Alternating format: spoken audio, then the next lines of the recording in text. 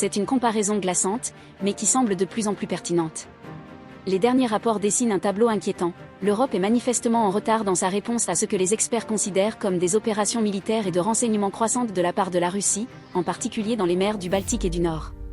Le problème ne se limite pas aux actions russes, espionnage et sabotage présumés, mais aussi à un écart croissant dans le partage de renseignements. Une brèche s'est creusée entre les agences de renseignement européennes et américaines, ce qui laisse des nations de première ligne comme la Finlande, la Pologne et les pays baltes se sentir de plus en plus prises en défaut. Il y a à peine une semaine, le sommet de l'UE a mis en lumière ce décalage.